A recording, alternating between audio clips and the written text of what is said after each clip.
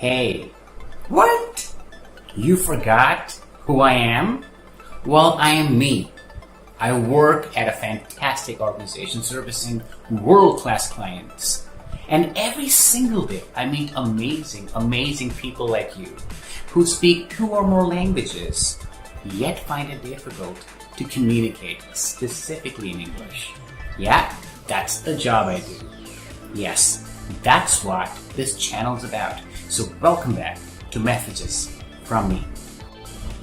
One of the last things you want to talk about, one of the last things people want to ever approach you about is empathy. Yeah?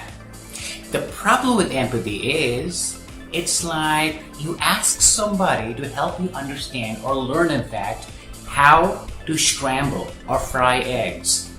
And that person keeps telling you what an egg is. Weird. Yeah? What you need to know is not what empathy is only.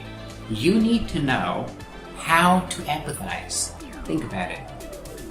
What is empathy? What is an egg? How to scramble an egg? How to empathize? Makes a lot more sense, doesn't it? Think about it. The third law, actually the first one of thermodynamics, simply states that energy can neither be created or destroyed. However, it can be converted from one form to another. I'm not talking about heat energy. I'm not talking about solar energy. We don't care about that right now. I mean, we do, but not right now. Not in this video. I'm talking about the massive amount of energy your customers got called anger and is being directed at you. You can convert it. Remember the law of thermodynamics? We can convert energy from one form to another, but you will need to know how to do that. And that is what empathy is all about. Magic, huh?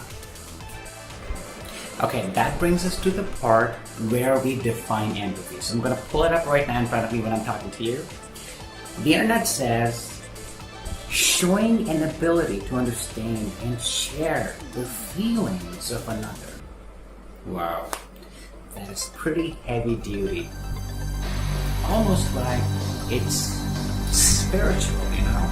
So let's look at our definition, something which is workable.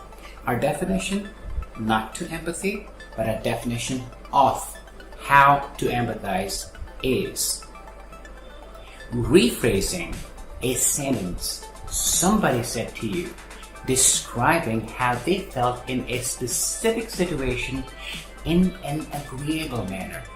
Think about it, and let's take a look at a few examples now. Now let's look at a few examples on how can you empathize with people in general. So if somebody says to you, it's really warm today, and you say, yeah, you're correct, it's 35 degrees out there. Well, you're saying the same thing, you're agreeable, and you just rephrase the part of the sentence that they say to you about how they feel. Let's look at a second example. Let's look at one more example. Well, where a customer is angry. So what I can think about right now is probably where somebody says outrightly to you, your service sucks. Well, you can address it by saying, I understand what you're saying. If you feel that way, something must need a fix.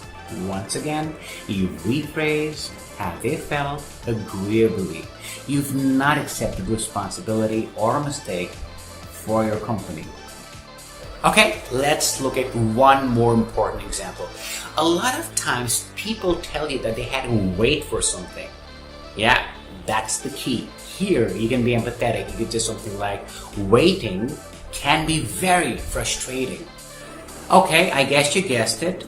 Now, when we say rephrase agreeably, the idea is to put the agreement in the beginning of the sentence or prefix the sentence with something like a phrase or a word which shows agreement. So you could start your sentence with something like, I see what you're saying. I know what you mean. I understand what you're experiencing. Or if it's too long and it takes a lot of your time, you could simply start with absolutely. Yes. Yep. You're correct. Well, once the other party hears that you just said, you're correct, absolutely, I see what you're saying, the message they get is that you're already in agreement even before you get to the part where you rephrase because you just agreed with them. Fantastic formula. A lot of times people have told me that they do not want to empathize us because they feel that they're changing their personality. Yeah, if you empathize, people will see you as somebody very understanding. You will need that.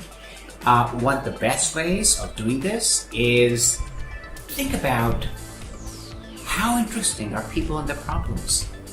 It sounds pretty Luciferian, but think about it. You could think of yourself as cool as the devil. What you're experiencing from what they're saying is not what you're telling them. You're telling them the exact opposite. That is Luciferian. That is devilish. That is outrightly super cool. Give it a try. Like it. Tell me how it worked. On a deeper note, a lot of times I meet people who outrightly reject the idea of empathy. Now, these people are not actually rejecting empathy. I've noticed that a lot of people stay or live under a lot of stress.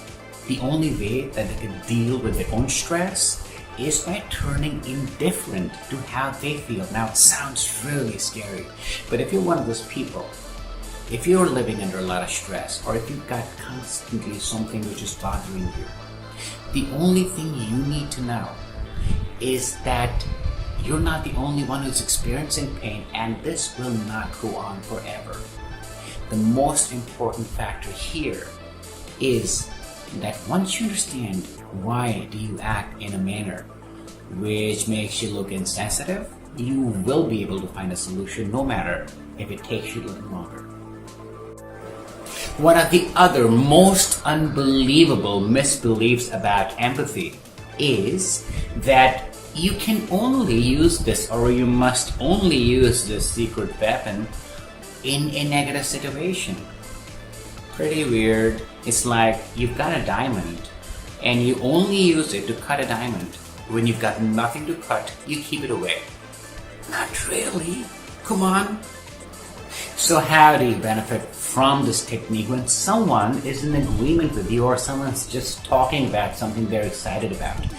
Very simple. You do the same thing again. You rephrase a sentence they said to you about how they felt in a specific situation, once again in an agreeable manner.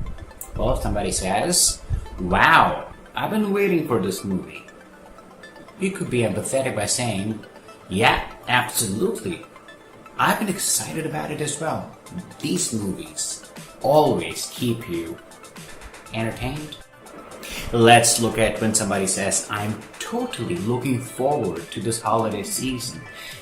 You can just let it go, or you say, "Yeah, there isn't anything like the holiday season." Now remember, this person said to you they're looking forward to it, and you said there's nothing like it. It is pretty close. It is being empathetic. It makes your bond stronger. It makes the other party feel that you share their joy. It's the correct usage of the technique that we call empathy, because empathy is not only for negative situations. Think about it, use it. We'll share a few more examples. Okay, let's look at a second example. If somebody says to you, "I'm tired of fake news," well, you could always rephrase it by saying, "Absolutely, journalism should be about reporting, not manipulating information." You're still saying the same thing. You have agreeably rephrased what they said to you.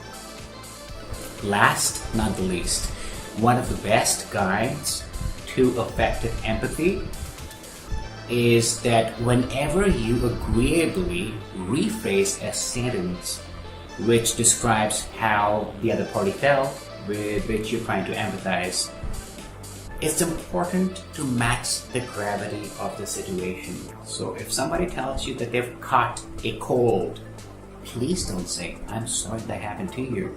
It's just a cold. If somebody's been dehydrated or has a stomach infection, please don't say, I'm sorry for your loss. You know what I'm talking about? I'm sure you know what I'm talking about. Well, we've shared a lot today. Thank you for watching Messages from Me. If you like this video, please like and subscribe. You could also leave your comments in the comment section below. Once again, thank you for watching Messages from Me.